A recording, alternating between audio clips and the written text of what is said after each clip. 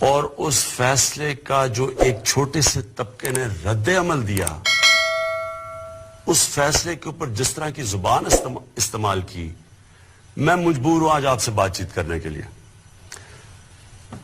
دیکھیں، پہلے ایک چیز سمجھ آئے کہ پاکستان وہ ملک ہے جو دنیا کی تاریخ کا واحد ملک ہے جو مدینہ کی ریاست کے بعد اسلام کے نام پہ بنا ہے.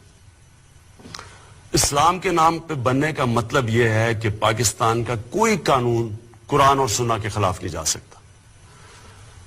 تو جو ججز نے فیصلہ دیا ہے وہ آئین کے مطابق دیا، اور پاکستان کا آئین قرآن اور سنہ کے تابع ہے.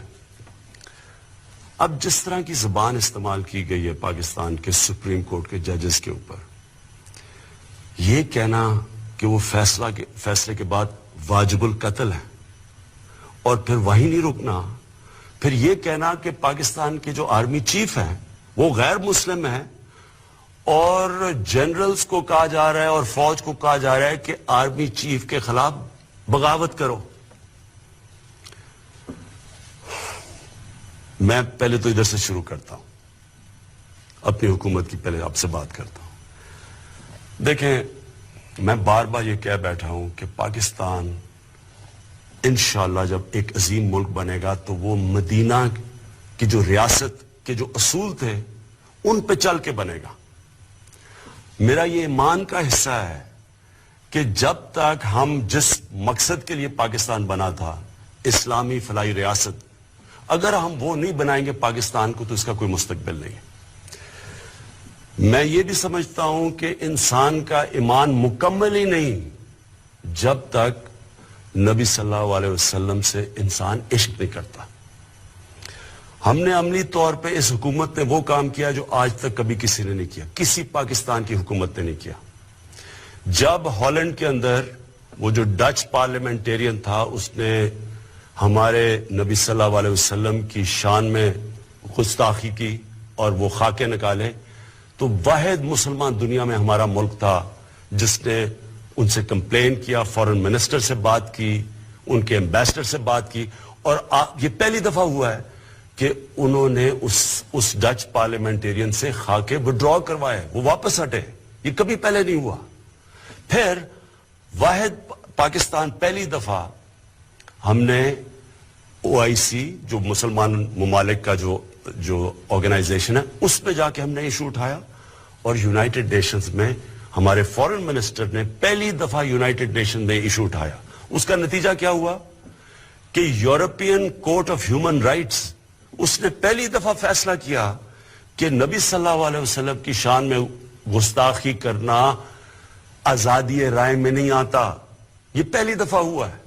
میں صرف آپ کو یہ بتا رہا ہوں کہ ہم یہ صرف باتیں نہیں کرتے، ہم نے عملی طور پہ کر کے دکھایا ہے کہ ہم واقعی اپنے نبی صلی اللہ علیہ وسلم کی شان میں کسی قسم کی گستاخی نہیں دیکھ سکتے. لہٰذا جو یہ زبان استعمال کی گئی ہے، میں یہ سوال پوچھنا چاہتا ہوں، کون سی حکومت چل سکتی ہے جدھر کوئی آدمی کھڑا ہو کے کہے کہ ججز کو بھی قتل کر دو اور کہے آرمی چیف کے خلاف بھی بغاوت کر دو، لوگوں کو بھی سڑکوں پہ نکالے، سڑکیں بھی بند کر دے، جس میں ایک حکومت کا کیا قصور ہے اس میں؟ تو کون سی حکومت چل سکتی ہے ایسے؟ کون سا ملک چل سکتا ہے؟ آگے ہم اتنے مشکل معاشی بحران سے نکل رہے ہیں. میں اور میری جو کیبنٹ ہے، میں آپ کو یہ بتاؤں کہ ہم نے ایک دن کی ابھی تک چھٹی نہیں لی. ہم مسلسل لگے ہوئے ہیں کوشش کرنے کہ اپنی قوم کو نکالیں، اپنا جو اس ملک میں پسا ہوا غریب آدمی ہے اس کے لیے حالات بہتر کریں.